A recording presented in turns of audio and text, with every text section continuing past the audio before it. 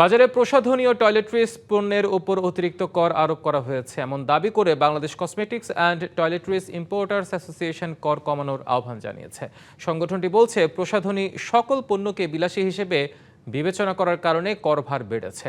সংগঠনটি বলছে, বর্তমানে ডলারের সরবরাহ স্বাভাবিক অবস্থায় ফিরেছে, তাই প্রসাধনী পণ্যের আমদানি নিরুৎসাহিত করতে আরোপ করা অতিরিক্ত শুল্ক এখন আর যৌক্তিক নয়। প্রসাধনী ব্যবসায়ীদের দাবি, উচ্চ শুল্কের কারণে বৈধ আমদানি নিরুৎসাহিত হচ্ছে, বাজারে চোরাচালান ও অবৈধ বাণিজ্য বাড়ছে এবং সরকারও প্রত্যাশিত রাজস্ব থেকে বঞ্চিত হচ্ছে।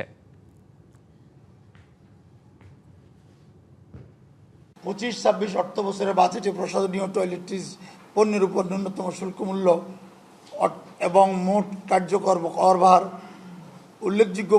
উল্লেখযোগ্য হারে বৃদ্ধি করা হয়েছিল।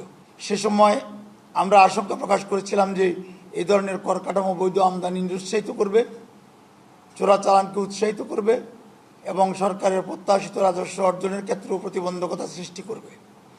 এবং আমরা লক্ষ্য করেছি 25-26 অর্থ বছরে আমাদের আশঙ্কা বাস্তবতায় পর্যবসিত হয়েছে।